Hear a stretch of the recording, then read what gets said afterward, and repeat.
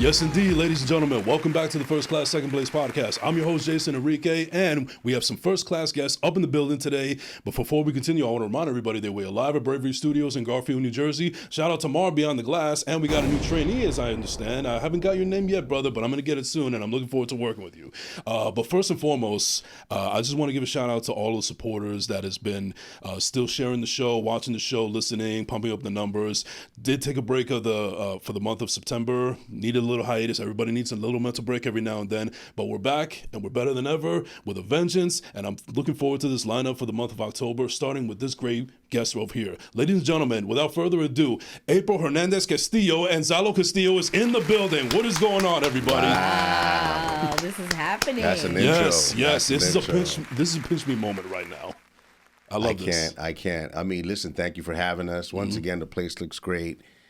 Your introduction sounds great. It's an honor to be here, my brother. Absolutely. Believe me, the honor is all mine. Really appreciate it. Absolutely. So before we continue on, I have a brand new segment that I brought on the last time we did our show. So it's called Favorite Things. So this is a little bit of a tongue-in-cheek segment where everybody discusses like the basic questions on podcasts, like, oh, what's your favorite food? What's your favorite movie? All that kind of stuff. So we're kind of going to get that out of the way so you could also get with my audience and see what you guys are about. Okay. So ladies first, I'll start with you, April, and then you could go right afterwards. All right, so you ready, Mr. Engineer? All right, I love that. All right, so let's get it. Favorite movie? That's unfair. Oof, you gotta give me a genre. Give a genre at least. I'm an actor. How dare? Okay, wow. Only one?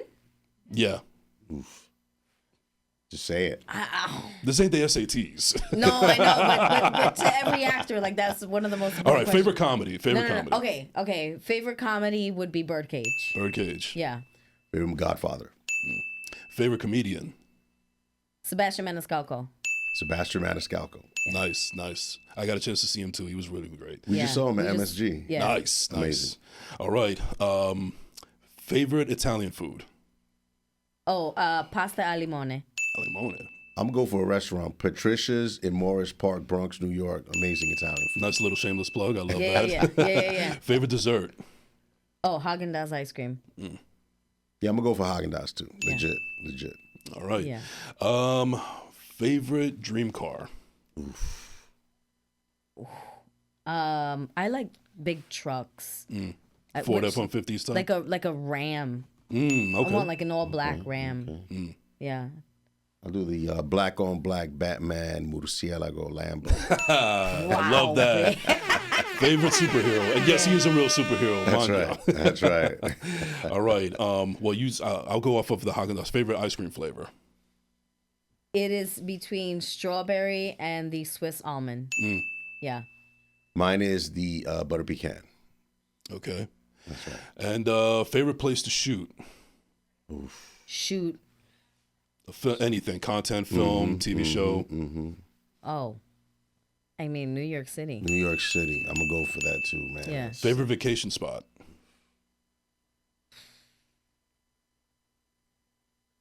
Do I have a shirt on my? Do I have something on my shirt that says FBI or something? I don't know. You guys are acting like you're in the interrogation room. Because I've traveled so many places. I'm like, I would have to say Nicaragua. Yeah. Oh, wow. Yeah. Hey, listen. He's Nicaraguan, so wow, okay. I got to go there. I'm half Costa Rican, so we're neighbors. pretty much, We're neighbors. Pura vida. Yeah, so then that's why. I got love for Nicaragua, don't get me wrong, but so far, Dominican Republic.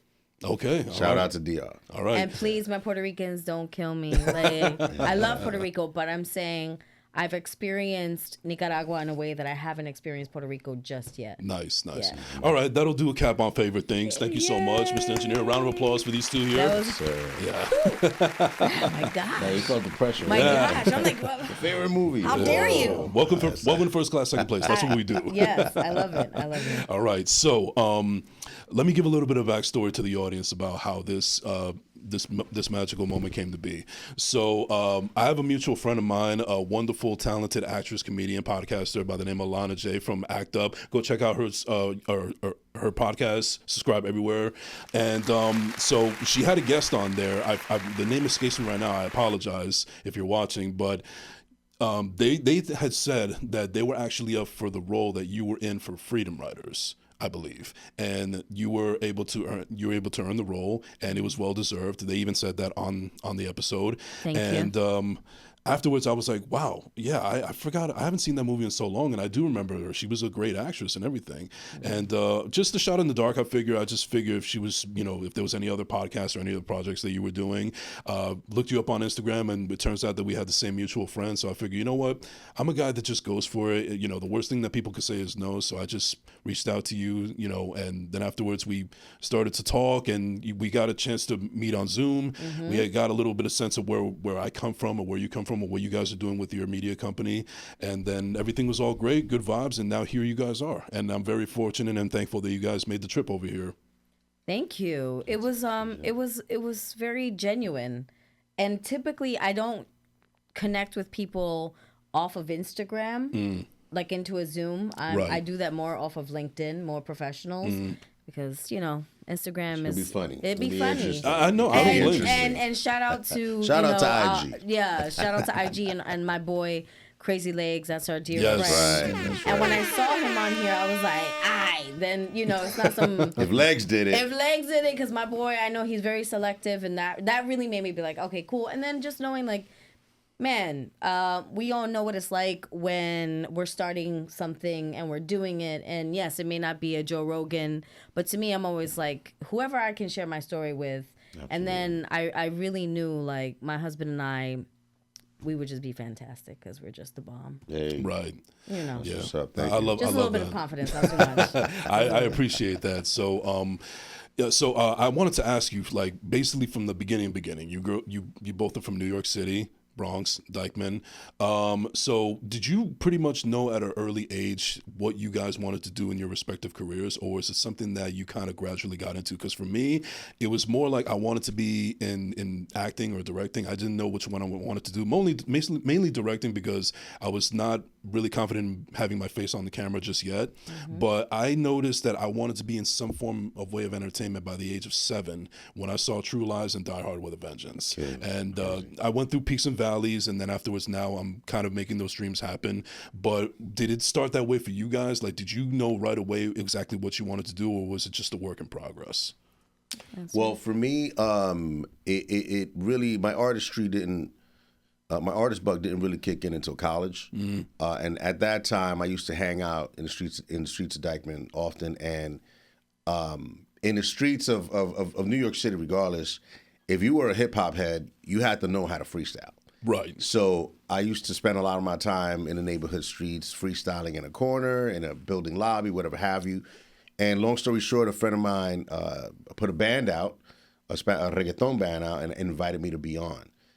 And so that really spawned my artistry into being on the microphone. But then in college, I discovered photography. And then through another scenario, I discovered videography and filmmaking. And it just stuck with me. And one time, when my wife got hired to do Dexter out in California, we had to move out there for a year. Okay. And so I bought all my video gear, my photography gear, and I shipped it to LA.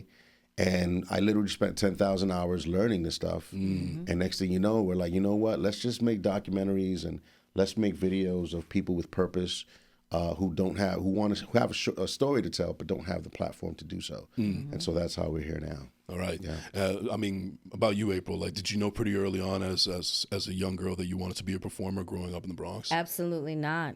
It's I grew up in a very athletic family. My dad played baseball. I played softball. I was a tomboy. I was always running around in the streets when people actually did that back in the day. And so for me, I thought I would go into something with athletics or fitness or anything like that. Is that why you wanted to be a nutritionist at one point when you went to Hunter College? Yeah. So I went to Hunter College. Then I walked into the chemistry class and I walked right out. Because I was like, oh, hell no. Like, why do I need chemistry? We ain't doing that. You don't want to get your Walter White on or nothing? Like, what are we doing here? And I was like, this face. And I just knew, I said, no, this is not for me. And I went back to my counselor and I was like, hey, I need to find something. And that's when I discovered Acting 101. And I always say that acting found me. It really did. The first time I was exposed to the arts, I mean, I always loved movies, but understanding that I could probably do something like that, it took a while. And then I started as a stand-up comedian. I was a dancer. And then I landed my first commercial, and ever since which then, was the Yo commercial. Yeah, it was with Yao Ming and Yogi Berra. And it's, this is why this is another pinch me moment, because I specifically remember that commercial, because I still am a huge sports fan. Right. I'm a big Yankee fan, so Yogi Berra was in it. It's funny, I actually showed my that commercial on YouTube. It's available on YouTube right now. You can watch it. I sent it to my brother. It was like, yo, remember how much we used to laugh at this fucking commercial? Oh, it was great. And now it's a pinch me moment because that actress is on my show now. So yeah, it was a big moment for myself. It was when I became, when I realized, we can actually get paid for acting. And to be on set with Yogi Berra, I'm a Yankee fan. My dad couldn't believe it, but I had no clue who Yao Ming was. She called me on set. She was like, I'm like, who were you there with? I know you're there with Yogi.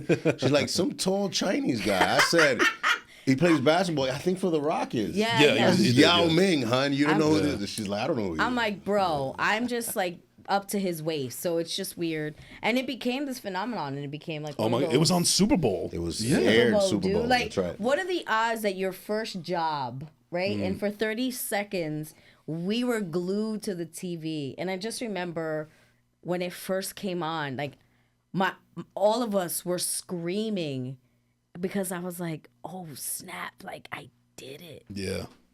You know what I'm saying? When you're like, yo, watch, I gotta ask, how long did that moniker of Yo Girl stuck to you? Because I think that you were known as the Yo Girl back then. It was for a little bit, but I actually, I was featured in like GQ magazine. I started doing magazines. It really was amazing, and I was so proud of it. I was like, yo.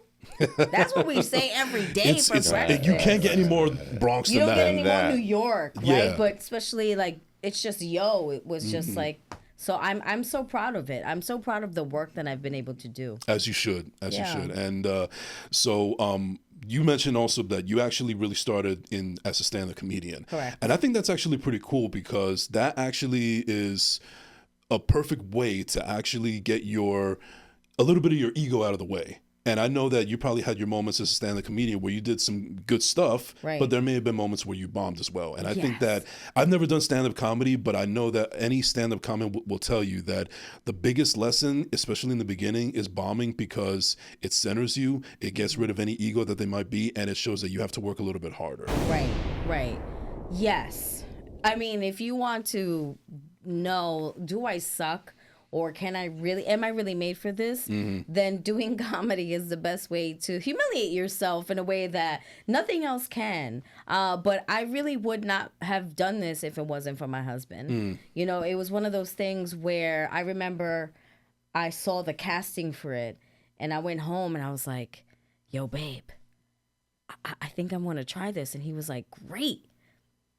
And then it was a day that I was supposed to go and audition at New York Comedy Club. And what did you tell me? She was just outside nervous as that. She's like, I don't think I can do it. I'm going to go. I don't think I'm going to cancel it. I'm like, listen, I played a Jedi mind trick on her. I said, listen, it's okay. If you don't want to do the audition, don't do it. But just walk in the establishment. Yeah. So as soon as she walked in, I think somebody called Joy, hey, you're here for the audition? The next thing you know, she's like, yes. Done. But I just wanted her to walk into the establishment and not come home and live with regrets, which I think was great. Right. Because, when we're talking about going after our dreams, no matter what background we come from or, your family situation, the moment that you are all in as for yourself, you're like, you know what, I'm just going to do 5 minutes. It's just that rep that you have to get in. And I had no mentorship. I had no one. I just was like, yo, I think I'm funny, so okay, I'm just gonna go for it. I auditioned. It was like a dark room. I don't remember my jokes. I don't remember anything. I just remember when I left and he was waiting for me and I was like, babe, I did it. And like I didn't know anything, but I just was like, no one can take away that first step for you.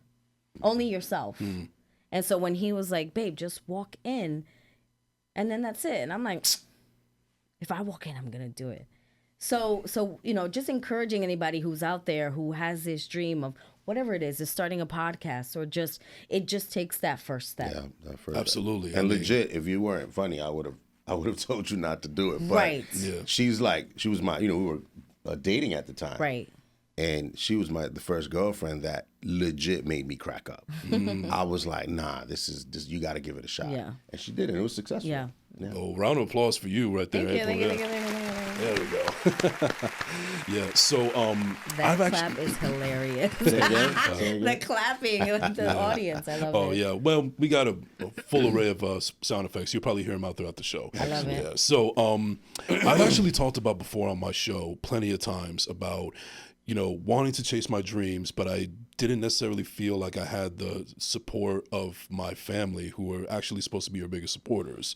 Now, what I want to touch on as far as that's concerned is, is it like was your family always supportive of whatever endeavors that you guys wanted to do, or was it a little bit of like peaks and valleys, and you kind of had to be like, watch, I'm gonna prove them wrong, and then afterwards they took you up for serious? What did Mom say? For which one? I don't know. She said a couple Well, the of reason- things. Amazing. No, and which one? And saying like, I think when I first presented the concept of wanting to be an An actor, actor, right. my mother was like, Okay. Can't hear "What? something. I'll take out the garbage." You're just, you're just like, "Oh my gosh!" Like nobody believes in me. But it was this moment that I can't blame them. They weren't. It's not something that was cultivated in my family. Right. I And, just think that as Latinos, we're just hilarious. And that's exactly why I'm asking you that, because Right. it's all about breaking those generational curses. It's like Right. our families, our parents specifically, didn't come from this country, so we're basically first generation right. Americans here. right. And they come to this country and they want the best for us, but they're more on the mindset of like being a doctor, being a lawyer, being something a little bit more concrete. Right. Which there's nothing wrong with wanting to chase your dreams, but it's an extra hurdle that we have to go through because. Listen, there's been plenty of stories of people saying that they want to do this and never do that, but they never apply themselves. Right. So it's all about actions instead of words. Yeah. And I think that's, for me, I felt like I was talking too much shit and not doing anything about it. And it wasn't until I got older in my in my age and basically in my mid and late 30s where it finally just snapped in me, because I felt like I was doing a whole bunch of stuff. I told everybody I wanted to do this, I wanted to do that, but I never really fully applied myself, or I was just being cocky little shit, trying to manifest that shit, thinking that's going to happen. Right. And Right. life had to humble me a bit, and Right. I'm actually glad that process happened. It's almost like when I tell the story of how I did this podcast, I'm so glad that I did it from how it started from the ground, like first from doing it in my apartment closet, and then elevating it to now, because I feel like if I did it when everything was just all into place and I got all the perfect equipment and everything, it wouldn't allow me to grow as an artist and as a podcaster. So that's why I tell anybody, anything that you want to do, whether it's cooking, acting, podcasting, doctor, lawyer, whatever the case may be, you have to start somewhere. It doesn't have to be the perfect time. There's no such thing as perfect time, but just start, and then you already got your foot in the door. I heard it's a wonderful story. I heard a great analogy on how to describe anything you put your mind to when you're starting off, especially entrepreneurship. And they described it like this. They said entrepreneurship is like driving a car while you're building it. Oh, wow, that is good. I like that. Isn't that interesting? And I'm Yeah. like, that's exactly what it feels like, because you have this vehicle and it sort of runs, but you're still putting the door together. Maybe the window's missing. Maybe the brakes are not the best. Right. Maybe there's only one seat, no passenger seats, but you're still driving it. Yeah. Like you're going somewhere. So that speaks to you beginning it in the closet. It speaks to my wife beginning in a smoky comedy club. Right. I don't mean to cut you off, but our business mentor, he's always telling us, it's not about perfection, it's just about progress. Right? Like you just start with where you are, and everything else will fall into place as long as you're willing to do the work. And whatever, we're big on mentorship. Right. Because mentorship for me specifically, it is the reason that I've been able to adapt and to constantly pivot when I had to. But knowing that I had people who have already been to that mountaintop that have been giving me the jewels of like, here, this is how you do it. And sometimes it takes a little for you to actually believe it and be like, yo, you know what? It's either now or never. And there's no better time to start than today. Right. No, I love that. And that's, again, I always say all the time, actions speak louder than words. And I'm just letting my actions speak a lot louder than my words these days. But I never forget my words because, I got to be like, I told you so. I'm a little petty that way sometimes. Right. Absolutely. Yeah. So, so there's actually something that I wanted to ask you specifically, April, about like, as far as like acting is concerned. So let me set up the story first and then afterwards I'll ask you the question. So I did a TV show earlier this year that'll be out later on this like around November, December. There was a really intense scene that I had to do. And I'm also a newbie as far as like acting is concerned. I haven't really done any acting classes. I've done minimal auditions and everything. I'm just getting my foot in the door. Right. But there was this one intense scene that I had to do. And in order to really channel this rage that I had to do in this particular scene, I had to think of something that happened to me not long ago, not long before that, where ironically, I won't get into too much details, but it had to do with the show. And it was just like, revealing people's true colors. And I wanted to work with them and everything. And it's mainly a situation where, it's the people that you didn't think that would stab you in the back eventually would. But I had to learn how to compartmentalize, and then I was able to use that rage and that fuel in order to give the best performance that I could in that scene. So in the case of you, April, there's a really great scene in Freedom Writers where there was a scene in the classroom where there was like a racist caricature of a character, and then it was just set off a whole bunch of emotions in that scene. And there's that one particular scene where you are really angry and you're going off on the teacher, and it's a really fantastic performance. I think it was the best performance in the entire scene. And the only thing that I could think of is there are moments in your life where you basically had to keep compartmentalize. I can't pronounce the fucking word. I apologize. But that's what you use in order to get out that anguish that you displayed on your character in that scene. So I think you're talking about the I Hate White People scene. Yes. It's a very poignant scene. It's a transformative scene for the character. Now, as April, I have never, at that time, I never experienced racism because living in New York City, everybody's the very same. diverse, yeah. So, but once I moved out to the West Coast, I saw things, they were very different, and I was like, man, how do I identify with this? Because I've never hated anyone for their race. I've never been in a gang, but I understood that there was an assignment, and so I, as the actor, the way I prepared for that scene was, I distance myself from a lot of the people. And whenever I saw a white person on set, I would just be like, you are a threat to me in my mind. And like, I hate you. Because you don't deliver that kind of line. If you don't deliver it the right way, it could just be like, I hate me, like so weak. Right. But it was so honest and so transparent. And for her to have that moment where she was able to finally be heard as a student, as a young lady, and you saw the pain just really emanating. And that was just displaced trauma. That in her eyes, Miss Gruelle was a threat, but she never, because every time she saw a white person, it was because they did something wrong. And they took away the most important person in her life, which was her father. Right. So as young people, when we experience trauma, when we go through things like that, we have a tendency of building a wall and saying, no one will ever hurt me again. And then you continue like that and you realize that just does more damage than good. Right. So at that moment, I felt it. I had an outer body experience. I remember not feeling like I was in my body because, we had just been working that. And so that's you why felt like you were Ava in that moment. Oh, I was every person who has ever experienced racism.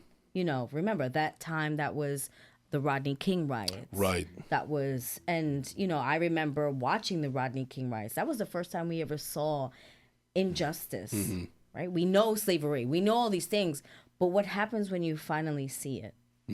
And so that was the most profound, and I had to be true. I had to. I couldn't be afraid to say what most people want to say. Right. And that's why it's like so jarring when you hear it, because you're like, gosh, I felt like that before. Now, I don't necessarily do politics here, but I feel like I can't reach this next point until I get a little bit political, and then afterwards we can move on. you see a scene like that, and the movie came out in 2007, where even though it was telling a story from even further back, and you would think that that is just a scene that was captured in a moment in time, and hopefully we make a lot of progress. Fast forward to now, where you have something like January 6th happen, and you realize a scene like that is even more relevant now than ever, and that's the sad part, because we think we're making all this progress, but we're still basically on a hamster wheel. And so I know that you two are parents. That's the number one job that you guys have now. I'm not a parent myself, but one of the things that I worry about, and maybe you guys could put it a little bit of ease into my mind about this, how is it that you're able to continue to grow these healthy and strong children in a time where we feel like we're not really as far as we thought we could be? Everything starts at home, and my wife and I, we put our hearts and our brains together to make a decision on how we're going to have a home, how we're going to raise our children. And we agree, we're on the same page when it comes to, morality and the lens with which we see life through. So we pass this on to them. At the end of the day, we look at our children and, selfishly, we want them to be like us. We want them to be better than us, but we want them to be like us. Yeah, an upgraded version. Well, right. To put it in you want them terms. to be April 2.0. Right, exactly, right. So we, our job as parents, it's a very interesting subject, because there's a train of thought out there where, we allow the children to sort of just find themselves in whatever decisions they want to make, in whatever direction they want to go. We just kind of let them do that autonomously. We don't necessarily subscribe to that. We believe that as parents, it is our jobs to guide our children, in a certain direction. Now, naturally, they get to a point in time where they become their own people and make their own choices and decisions. But we're strong on that. We have our framework and our belief system, and, we create a world for them to understand the world through that framework. And we have real conversations now with our 12-year-old, and we're like, listen, this is what's happening here. And we explain it to her in a language that she can understand, but I think we do it from a good place. And also, she's watched Freedom Riders. Yes. And we've had conversations about that. Even the N-word, where she hears it all the time. All the time. Like from her friends. And we have to explain to her, like, what it means, like, like you can't why they use it. Yeah, why they use it. Right. And it's unfortunate that, she's only she just turned 12, and it's a word that she's hearing now more than I ever heard it before. Listen, we never spoke about race when we were kids. I never thought about my race. Not at all. Ever. I never thought about my race. I never thought about it Maybe so our much. parents did, but not right, us.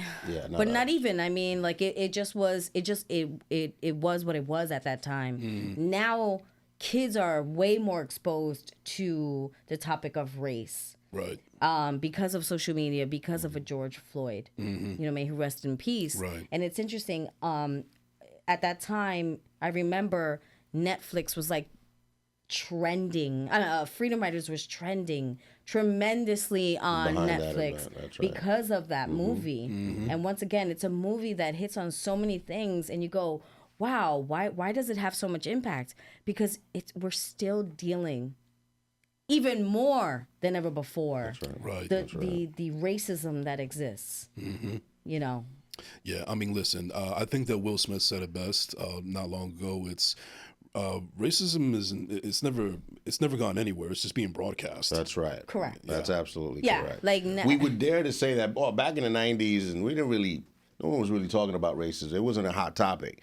But it was still going on. We just weren't documenting it the way we document it now. Unfortunately, with police and all of those things, and we understand. We have blue family. Right, we have cops in our families, so we get a different perspective. So it's always like, listen, man, there's so many things going on. You just have to be careful what you watch and what you allow yourself. And when you're raising your children, for us, it's just being transparent and not being afraid to have real conversations. That's right. Right. That's right. No, I love that.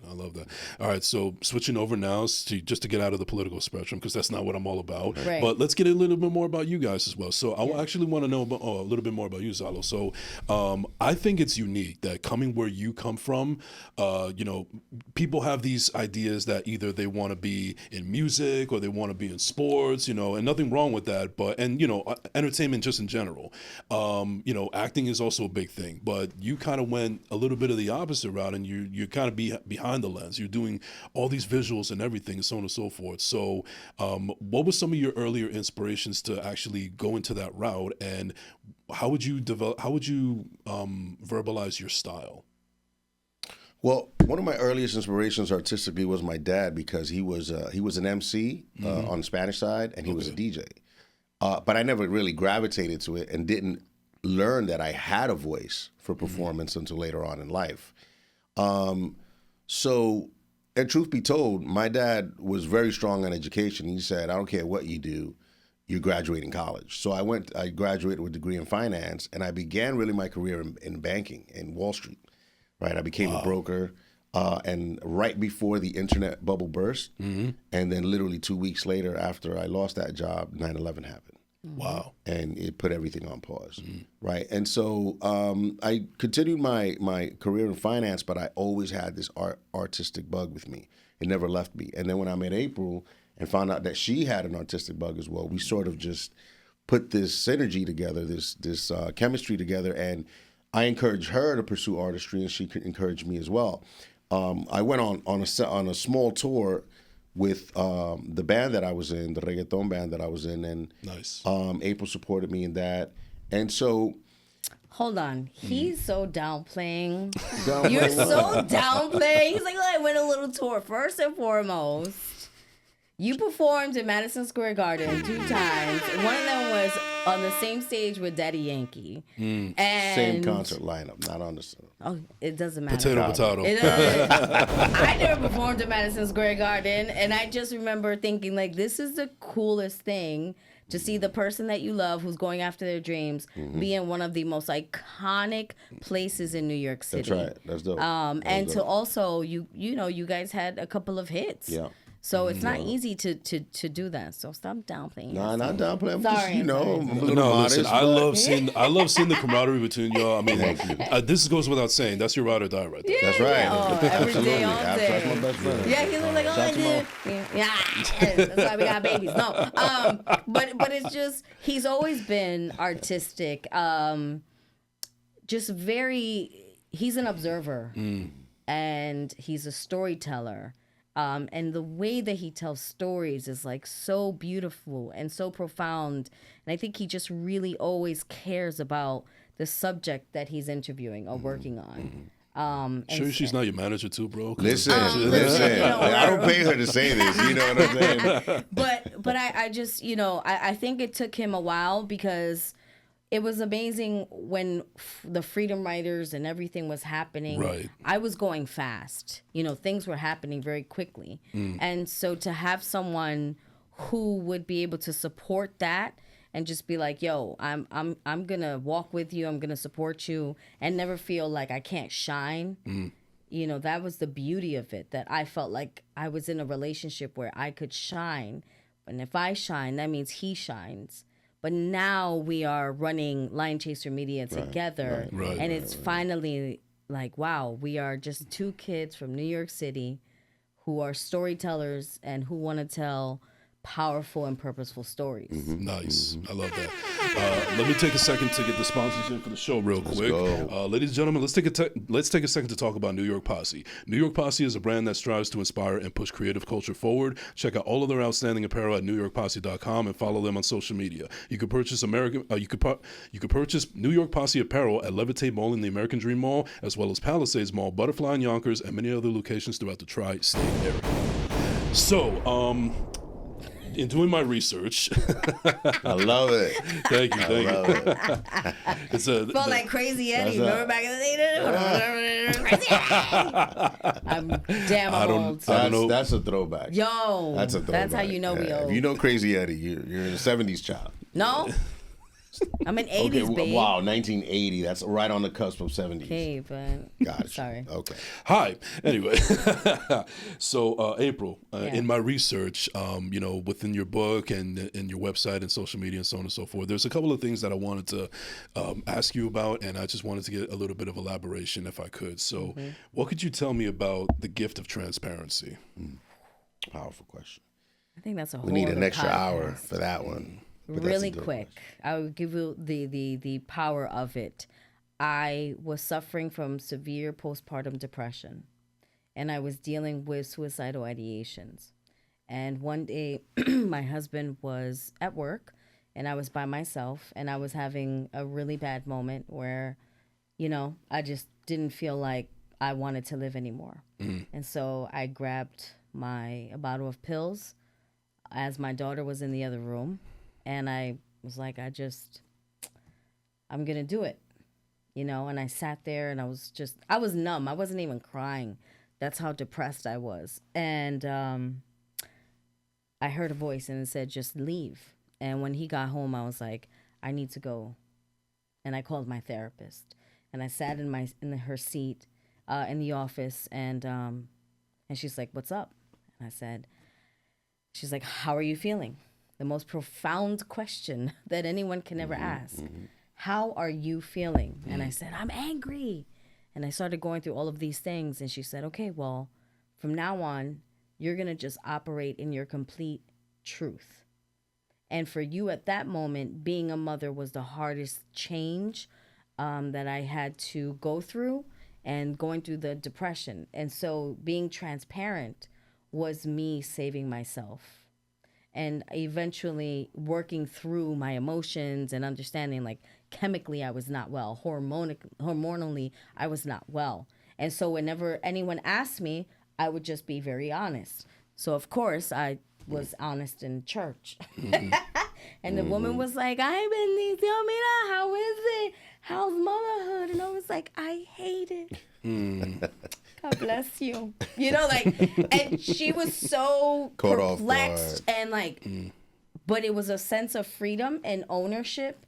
And I was like, from this day forward, I will only operate in transparency. And it has been a gift that I pass on to others. And let me tell you something, another jarring thing that I thought was very interesting, and also I have a lot of empathy for, is when you talked about their crisis, my recovery. Big one. Yeah.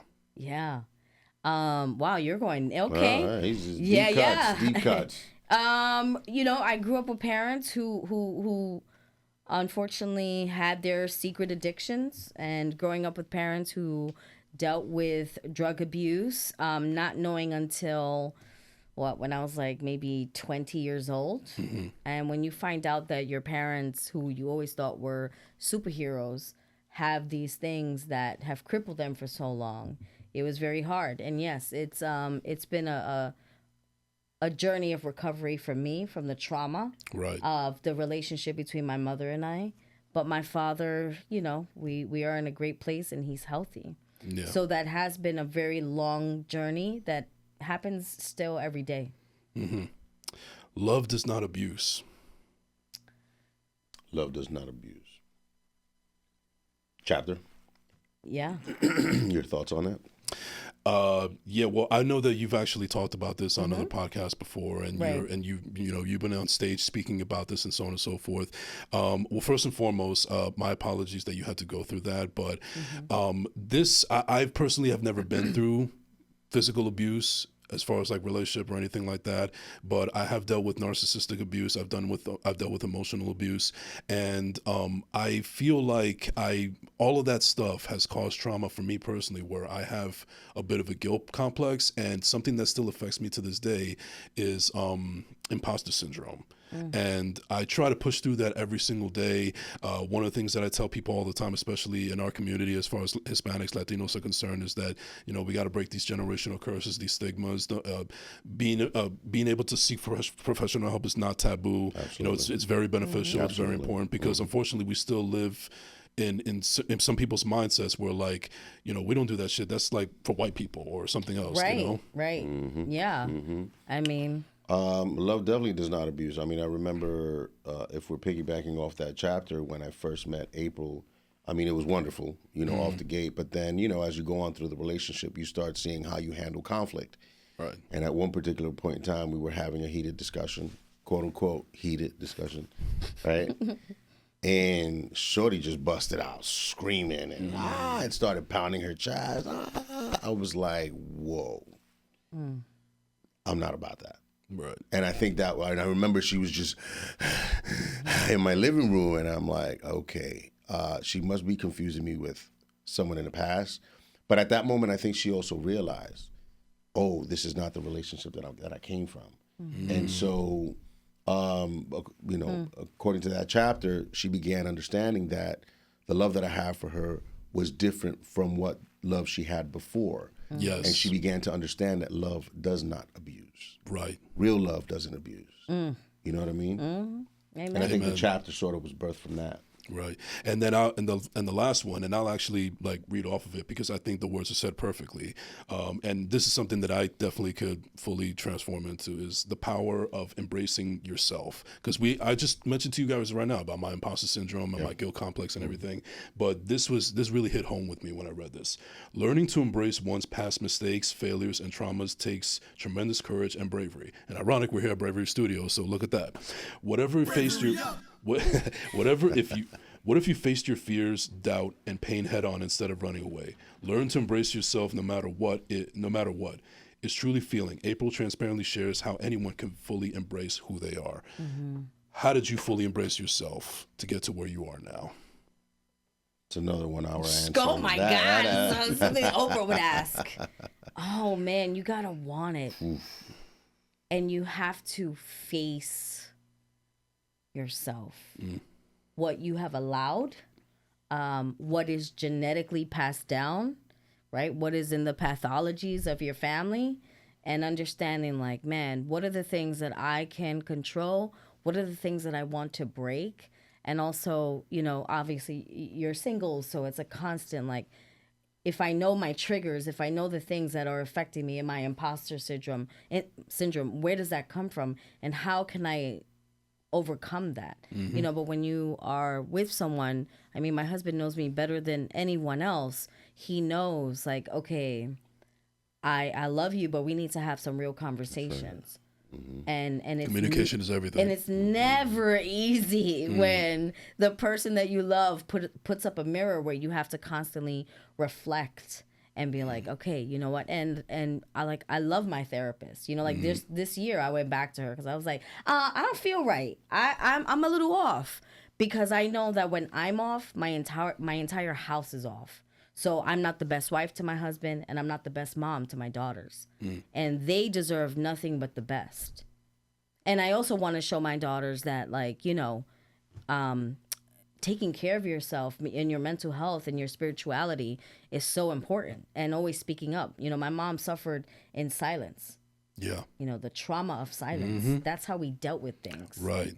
And so for me, I'm so vocal that I'm like, I'm feeling a certain way, and everyone's gonna know, because I guess I just, like, when you watch, my mom passed away 7 years ago. When you watch the person who gave you life suffer like that, it forces you to either continue the cycle or go the other way.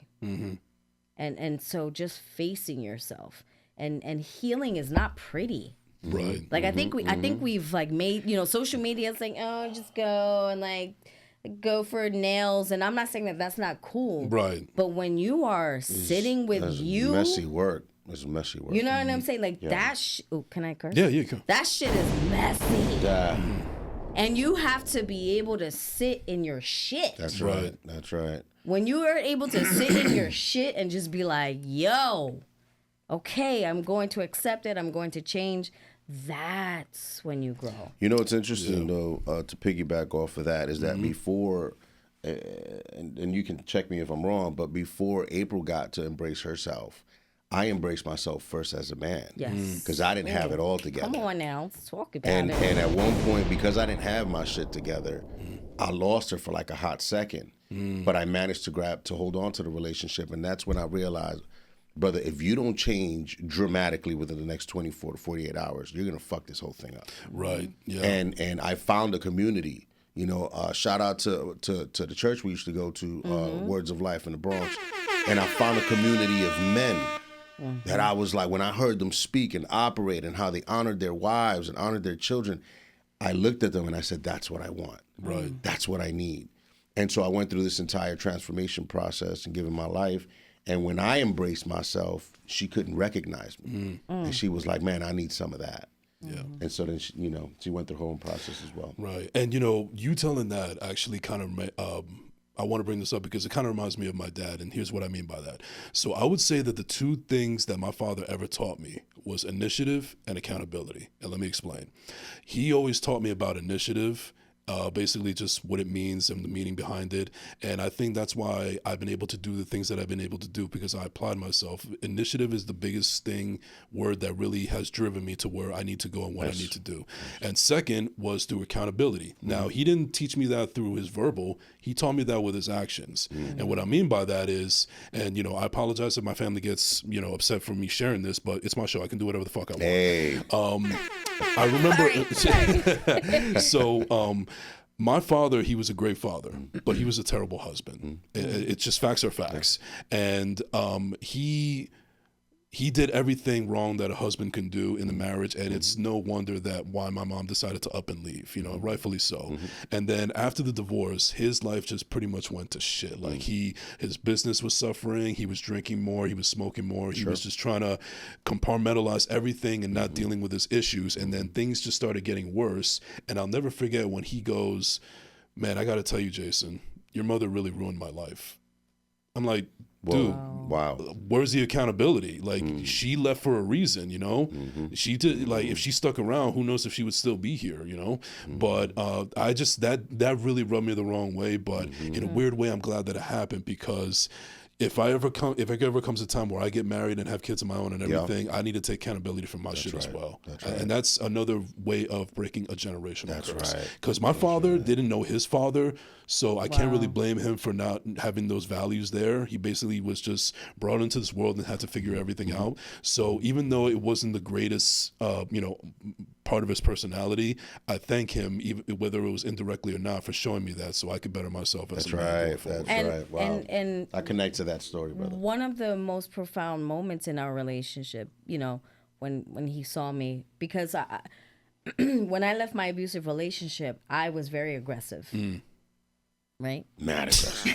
Mad aggressive. You from the Bronx. I was like, yo, when we argue, I have like some masculine energy. When we argue, we used to argue. She used to clench her jaw. I'm Right, like, yo, that's what dudes do when they want to fight, bro. What you doing? Stop clenching your jaw. What are you doing? I'm gonna start using that. Yo, why you clenching your jaw, man? Lower your eyebrows. That's Lower your eyebrows. Right. So, and I would clench my jaw, because my abuser, that's what he would do when he wanted to let me know that it was about to go down. Wow. Or he would do things that no one else saw, but I would see, and I knew, right? So those were his tactics. Those are the things that he did to keep me, oppressed, and to let me know, like, calm down. And so when we would argue that one time, I remember we weren't even, I came out aggressively with my words with him. I wasn't cursing. I was just like popping off.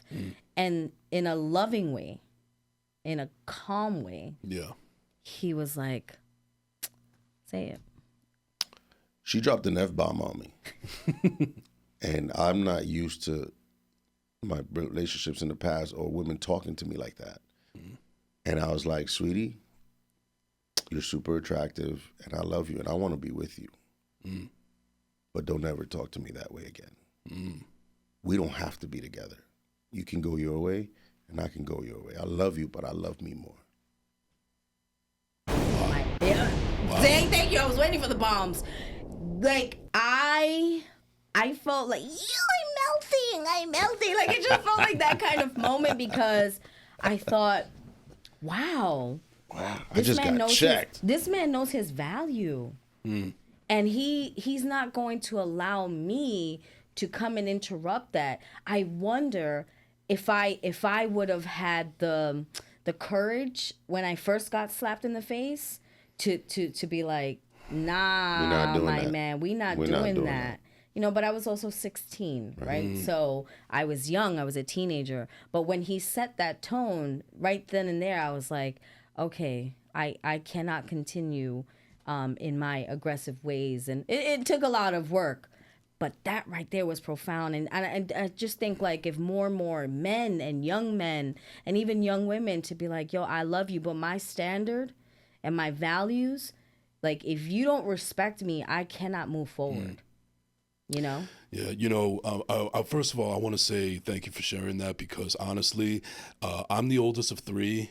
My father wasn't really much in my life like that. Not on him. It was just the circumstances that my family had to go through, and it's just kind of really sad to say that in my 38 years of life, I can't really think of any concrete father figures that I've ever had. I've had to basically take pieces from this and that, and so on and so forth. That's true. So with that being said, I feel like I'm. First of all, I'm glad that you guys are here, but it was even more profound now, because I feel like I could have benefited from somebody of your ilk, sir, with saying things that you just said right now, sir, that could continue to help me to be a better person. But I'm still relatively young. I'm still, still on this earth. I'm still going to do the best I can. But I just wanted to thank you and share for this work. Totally legit. Totally legit.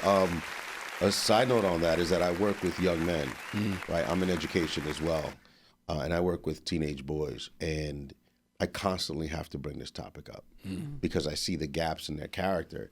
And, based on my interaction with young men, I could tell whether there's a father figure in your life or not. And my dad wasn't the best example either. God bless you, Dad. I love you. But respectfully, he wasn't the best role model for me. Right. In some ways he was. In other ways, he was outside doing his thing, right? So I've always learned that kids learn more by what they see than by what they hear. You can tell your child, don't smoke. But if I see my dad smoking, guess what I'm going to do? Yeah. Because I want to be like that. Right. I'm going to smoke. Right? So I really take to that comment, because men need us. Yeah. Men need, good role models like yourself and like myself and other role models out there to guide us. And I'll end with this, the worst thing you can do to a teenage boy is have him go from a young boy to a young man, those teenage years, those formative years, without any guidance. That's like placing a young man in the jungle and telling him, figure it out, find your way home. Right. A young man's most formative years, like, we need guidance. Shout out to the single moms out there doing it, but those father figures are very important, brother. Absolutely. So I see that you also have a little product placement here, April. Oh, just a little bit. I just threw it right there. So I would actually like to give you the opportunity to plug your lovely book here. Well, thank you. Thank you. Yes. That's right here. That is I. My husband took the photo, and it is my memoir, Embracing Me. And I wrote this during the height of the pandemic because... why not? Art is always created in chaos. Right, yes. And what better way to get by and get us through? And this was a love project. Shout out to Impact Publishing, my publisher, Roy Juarez Jr., who was like, no, we need to do this. Shout out to Roy. Yeah, shout out to Roy. And it was I'm so proud of this book. Once again, right, people always say they want to write a book, but how often do you actually do it? Yeah. And doing it while my dad had cancer, doing it while, afraid of the world, and we're inside for 24 hours a day. But it was one of those things of like, yeah, why not? This is the time. This is the time. Yeah. And I'm so proud of this book. Where can people find this book? Absolutely. On Amazon.com. That's the best way to get it. All right. Embracing Me. Embracing Me. April Hernandez Castillo. Yeah. Now, we have a little bit of time left. I want to get into the final segment soon. But before we do, it's only right that since I have the both of you here, bring up a little bit about Lion Chaser Media. Yeah, of course. So basically just a quick summary about what it's about, because I've done my research and everything. But let's see what the audience has to hear from the source, the actual source. Excellent. Well, Lion Chaser Media is a full-scale production company. We specialize in telling brand stories and also documentary work for people who have found their purpose and don't have a platform to share their stories on, cinematically. Lion Chaser started as Lion Chaser Films about 15 years ago. It's evolved into Lion Chaser Media now. We're heavy on social media content creation as well. And our business is telling stories, telling stories for people of purpose, entrepreneurs, artists, small businesses, corporations, you name it, we capture it. Yeah, and what a way to land a big whale like Joe Conzo as bro. Oh, wait. That's an episode by itself. Yeah. By Shout the way, out to Born in the shameless Bronx. plug, Born in the Bronx. Hey. None other than the legendary Joe Conzo. Well, if you guys have had as much fun as I have on this episode, who's to say that we can't do a part 2? Oh, absolutely. That I would be agree. epic. Yeah, epic. yeah. And Joe has to come on this show, Joe too. has to Joe, come I know on. you're listening Yeah. to this, brother. Yeah, Legends are welcome. Yes, Legends sir. are welcome. Absolutely, absolutely. All right. Well, we'll get into this final segment a little bit, but I just want to say really quick that, again, I've said this over and over again, that this is a pinch me moment because I never thought that I would be able to be in the presence of people like you, but this is just me fighting my imposter syndrome once again. But regardless, I thank you guys for taking the time for little old me and my little old show for coming out here. Hopefully I was able to do the best I can, and I hope my audience got to know you guys a little bit better. I'm proud of everything that you guys are doing. Keep doing you. You're an inspiration. You're motivational, and I'm just glad that you guys are part of the journey as well. Excellent. Thank Thank you you for so having us on the podcast. Hey, I mean, I'm burning Tune under in. these lights, having a hot I'm flash. saying Nah, the it's all spotlight's good. great, though. This You is know, fire. you got to have the Hollywood lights here. You know. Hey, only for the best. Only for the best. Yes. All right. So the final segment that we have here. This is not. It's just a little fun. I like to call it the dessert segment. We Okay. just had a 3-course meal. Now this is dessert. Copy. Have a little fun with it. Copy. Might get a little confusing at first, but just have fun with it. Remember, this is not the SATs or whatever. Gotcha. So Thank ladies and God. gentlemen, so ladies and gentlemen, this segment, this or that. So this is basically based off of Black Sheep. You can get with this, you can get with that. Just give you multiple choice and just choose one or the other. Now, I'm a little bit of a hard ass, so don't say both or I can't choose or anything. It has to be one or the other. Copy. So Copy. Gotcha. don't worry, you'll be fine. Okay. All right, so ladies first. So April, Zalo Castillo. For this or that, playlist or podcast?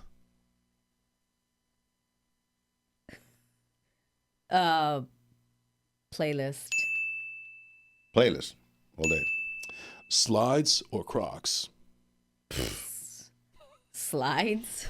Yeah, that makes sense. I'm not gonna front. I like my military black Crocs. Okay. Never. Beach or pool? Pool. Pool. Dogs or cats? Dogs. Dogs. Early bird or night owl? Night owl. Night owl. Instagram or TikTok? I'm Team IG all day. All day. Instagram. TikTok. LinkedIn. This is this or that, not this and that. Sorry. Okay, Instagram. This and that.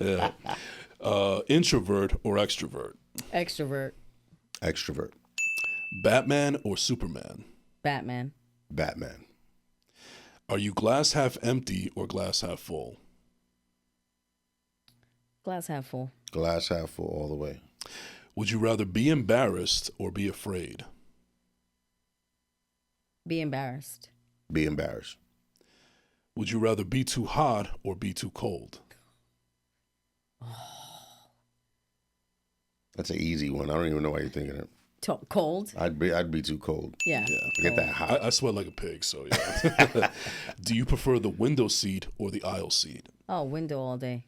Aisle. Yeah, Need the extra room. I need to pee, bro. I'm not climbing over anybody. Book smart or street smart? Street smart. Street smart. Reading or writing? Writing. Reading. Ice water or room temperature? Ice water. Ice all day. Ice all day. Room temperature. To give or to receive? To give. To give. Nikes or Adidas? Adidas. Nikes. Nice. All right. Al Pacino or Robert De Niro? How dare you? Sheesh. How Really? dare That's you? crazy. That's crazy. Wow. Wow. Damn. That's so unfair. I'll say Al Pacino. Are they listening? Are they listening? You're good. Oh, shit. Ow. All right. That was mean. Damn, I was. That was so mean. That's not good. That's not good. Welcome to first class, second place. That's what we do. Drama or comedy? Drama. Drama.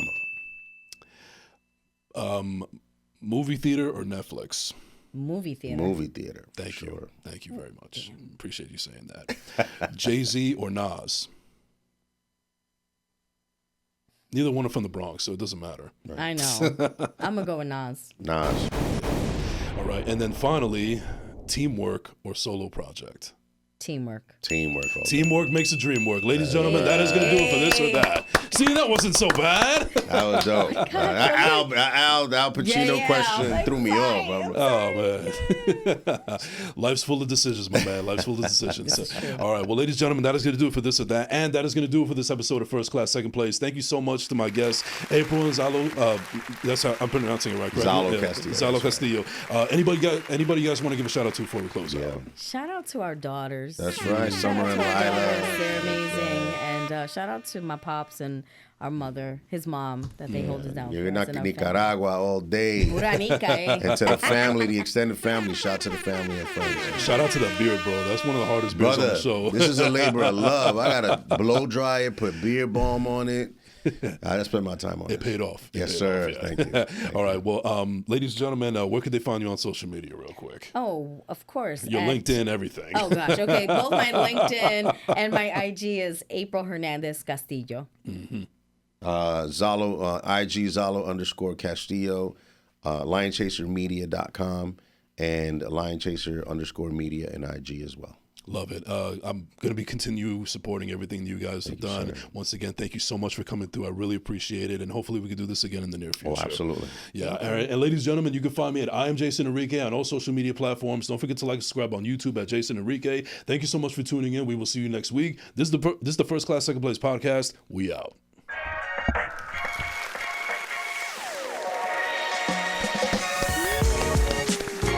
Wonderful.